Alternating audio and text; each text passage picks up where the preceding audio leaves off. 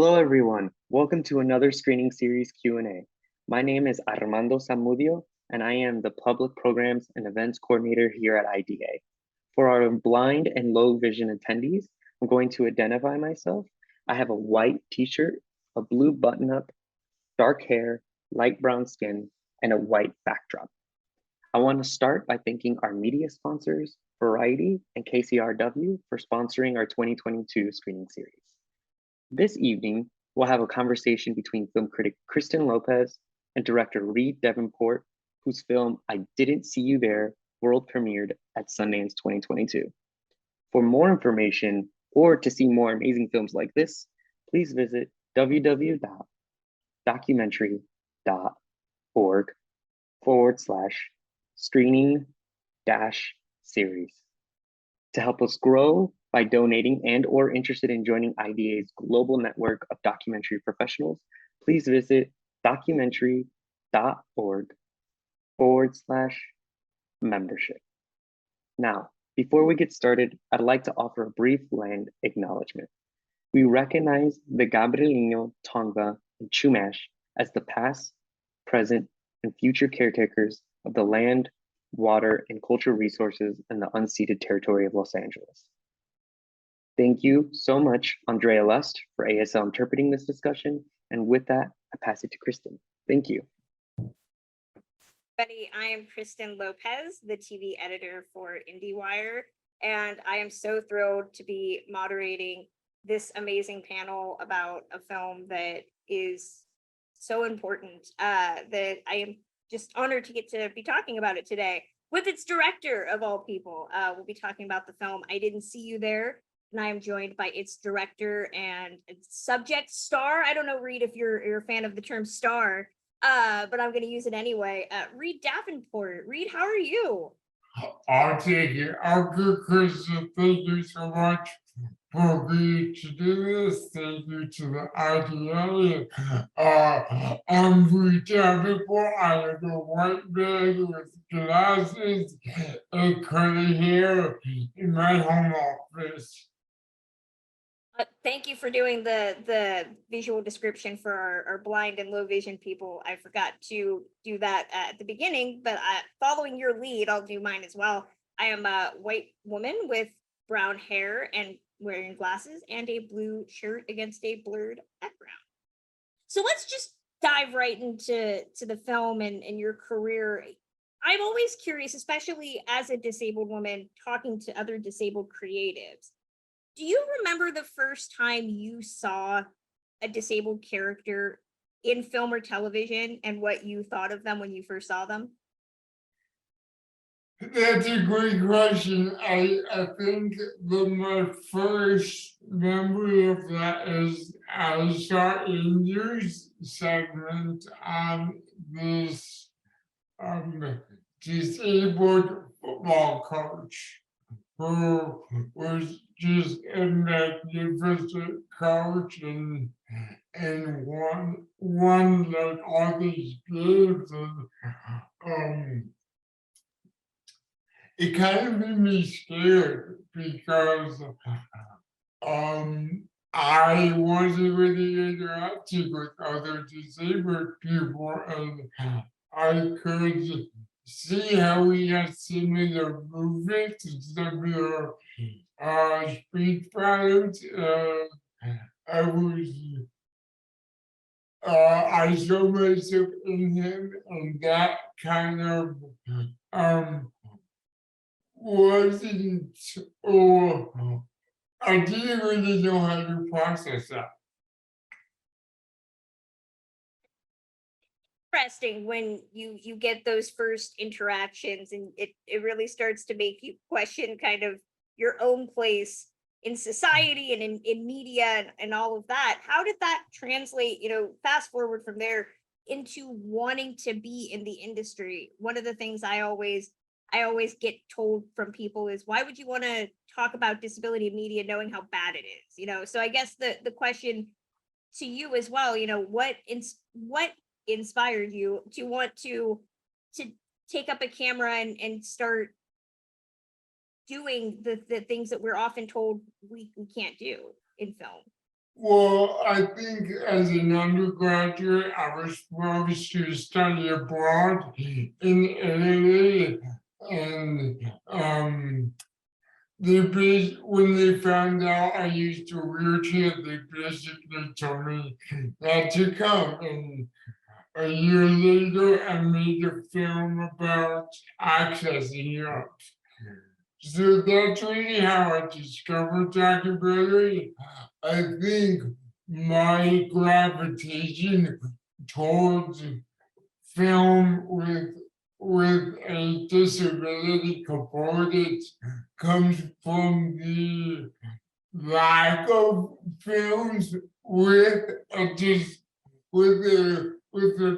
disabled political perspective. Um, I feel like there are so many stories that are worth telling.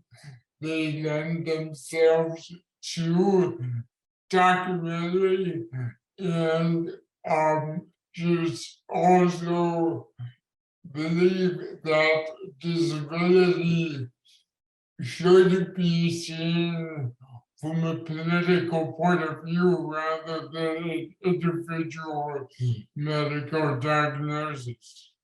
Hopefully that didn't sound too academic. You're onto something, because I think you hit the nail on the head when you talk about it.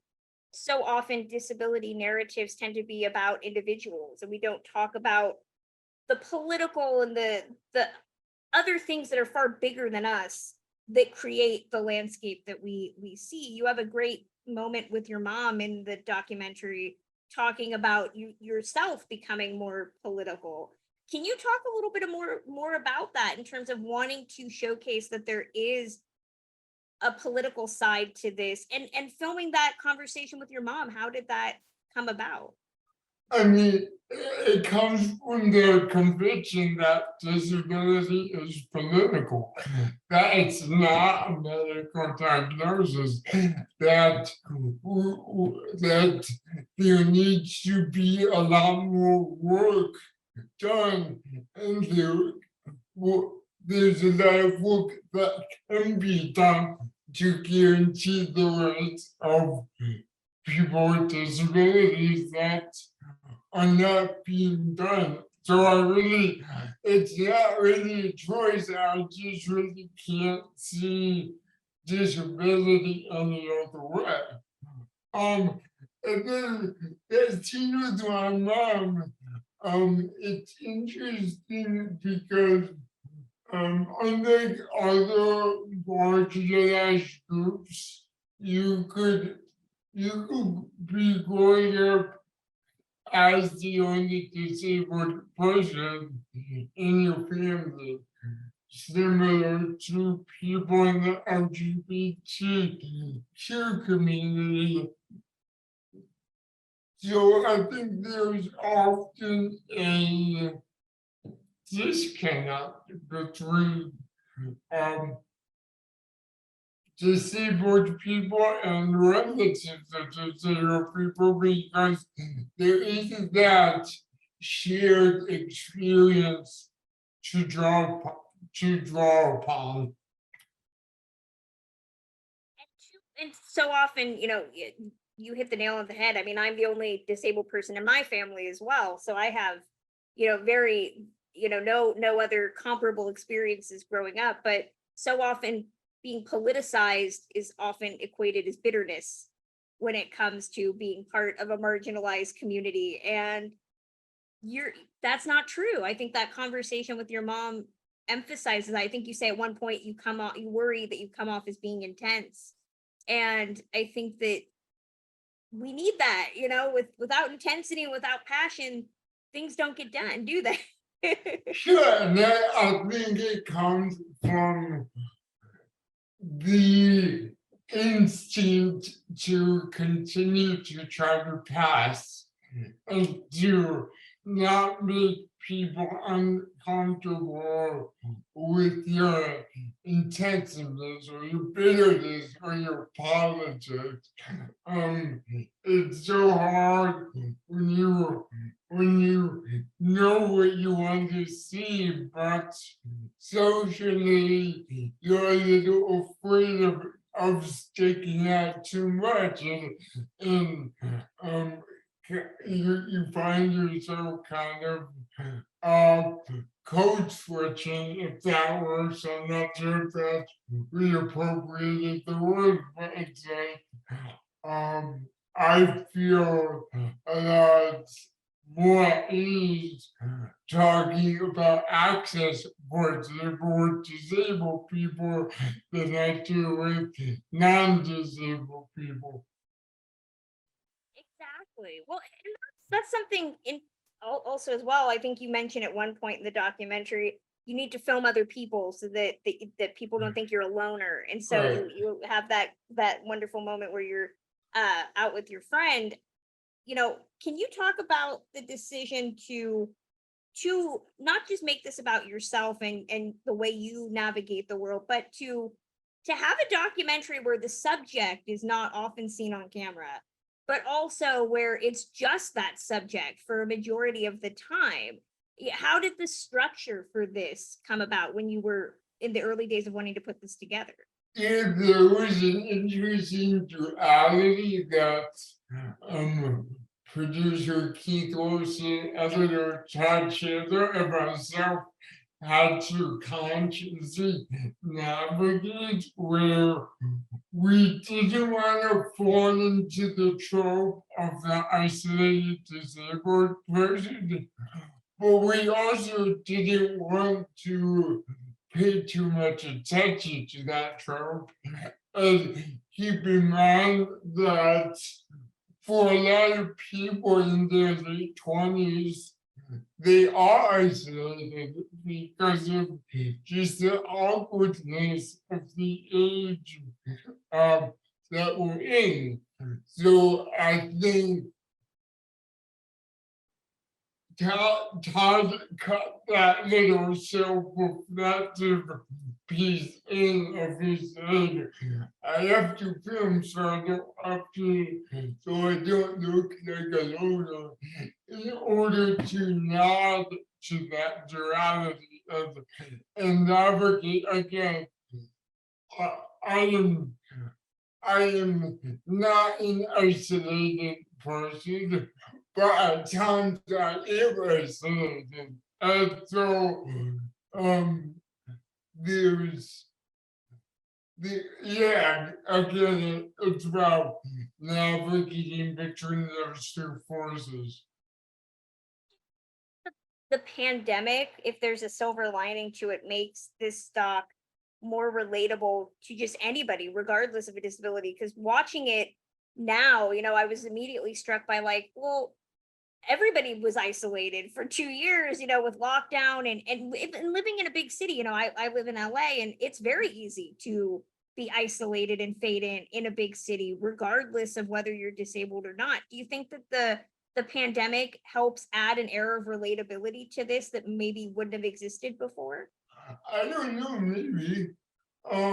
It does, I think anybody in an urban environment experiences that oxymoron of being surrounded by so many people yet feeling very alone. So I think, yeah, perhaps COVID added another layer to that, but I also hope that it tapped to a universal experience that has been around for a while. It's one of the things that stuck out to me about the doc that I appreciated so much. My mom is a big Bay Area fan. And we argue about how I can't live there because there's too many hills and it's too dangerous for me as a manual wheelchair user. But you're pointing out a lot of the things within Oakland that are really still frustrating to see people have to deal with. can you talk a little bit about making Oakland kind of a character in this? And was the intent to kind of point out some of the inaccessibility that still remains in these major progressive, quote unquote, progressive cities? Yeah, so I could go on and on about this topic. I love Oakland, and I feel like Oakland loved me back, even as I was part of the wave of gentrifiers corrosing the city. So there will always be a place deep in my heart for Oakland. The second question, the short answer is no, I don't think Oakland is particularly inaccessible, but I think every city has has its accessibility role.